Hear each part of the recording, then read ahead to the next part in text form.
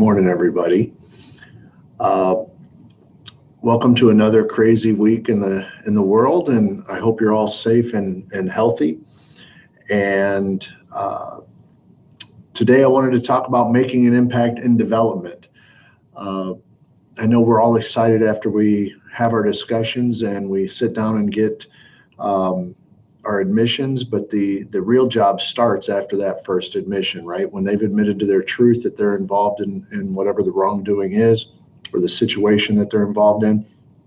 We need to make sure that we're getting all the information from them. This might be our only chance to have that conversation. So think of something I say in all my seminars when I get to development is, what's the first question your boss asks you when you call them to tell them that you did your interview and the person told you the truth? What's the first question they ask?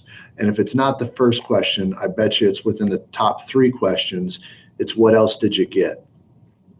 And obviously they sent you in there to find out everything this person's responsible for. And to get the who, the what, the where, the when, the how, the why, you know all those. Those are very basic.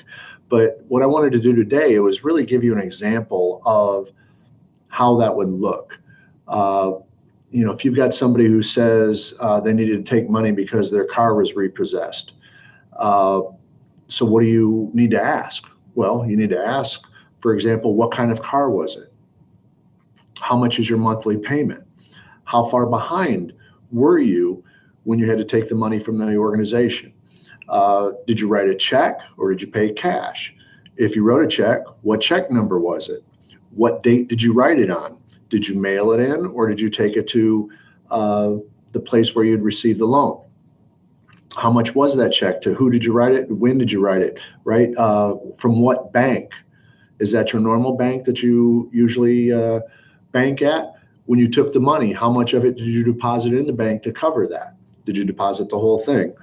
So you can start to see there's a lot of information that you need to gather, which will help us later in substantiating that admission, right? And proving that it's the truth. And ultimately, that's our goal. If they say they went gambling to try to win some extra money, where did you gamble? What did you play? What date did you go in? At what time did you go in? How much was the largest bet? How much did you go in with? How much did you lose while you were there?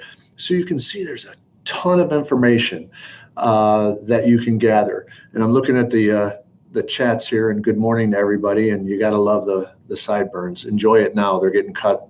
Finally have a haircut on Friday. So my COVID hair will be gone. So thanks for the comments. I appreciate it.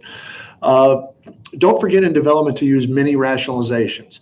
It's not like you took a whole day's receipts, or it's not like this is easy to remember. I know that. If you took a whole day's receipts at one time, that's easy to remember. But if it's a nickel here, a quarter here, and all of a sudden it adds up, that's difficult. And that's my job to help you get through that information. So you're letting them know it's okay to struggle with their memory. But your job is to help them get to the truth.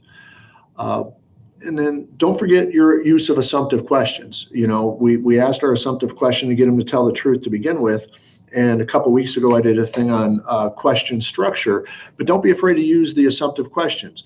How many times have you done this in a week? And then later you may ask, what's the most amount you've done at any one time? Or what's the least amount you've done at any one time? When was the last time that you did it? So don't be afraid to use the assumptive questions. And I would throw the assumptive questions in also for your rollovers, to finding out who else is involved. You ask assumptively. And what I would recommend here is, to really make an impact, is to get away from the names right off the bat. Go for numbers. It's much easier for people to admit numbers than it is names. So I will ask questions like, how many other employees do you know involved in doing something like this? I mean, it's not every employee, is it? So you have your follow-up question ready. They say, no, good. Could it be as many as 50% of the employees? No. Could it be as many as 15 employees? No. Could it be as many as 10 employees? No. And all of a sudden you hear that change in tone. It doesn't mean there's 10, but maybe it's somewhere in that area. And now you know that your job as the interviewer is to find out those 8 to 12 names because they've already locked themselves in with the number.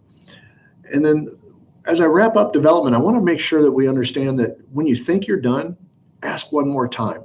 One of the things that I love when you train new investigators is they're excited. They go in, they do their interviews, and they get their admission, and they develop a little bit, and they say, all right, that's it. I'm going to get the written statement. And then as a witness, you kind of jump in and say, well, give me a couple more minutes with them, and you switch seats, and then you show them how to truly develop. And they realize they were satisfied with that 1 or 2 admissions, and then all of a sudden you've doubled or tripled the amount of situations that they were actually involved in.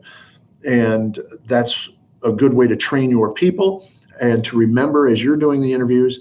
And then the other thing I want you to realize is good development leads to good statements. I mean, we can talk about written statements if we want, but the reality is without good development, you don't have a good statement. So make sure that you do that. And then when you've done all this and you've done all your development, don't forget to investigate and substantiate those admissions, right? Don't forget it. I mean, you have to go, how do I know it's their bank?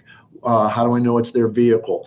And that way you can validate all that information that they've given you. And as I wrap up today's coffee break, I'm going to post something here on the side. And Ron, thanks for the new nickname with Wayne. I can't even pronounce it, dude. I'll just go with Sue's Wolverine with my sideburns. I just am hopefully posting this chat for you to see. If you can't see it, Thursday at 2:00, we have Masked Crusaders, the fight against PPE fraud. Amazingly, there's been a lot of fraud with PPE, and we've been hearing a lot of our clients talk about it. And we've got a great mix with Dave Thompson from WZ interviewing Carrie Jones, who's a CFI, who works for VisionWorks and deals with needing of the PPE. And John Brokar, a CFI and CFE, he is a vendor fraud specialist, and it was actually his idea to do this.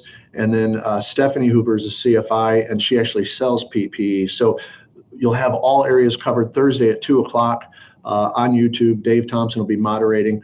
And in the meantime, enjoy your day, be safe, be healthy, and we will see you again tomorrow with Juan.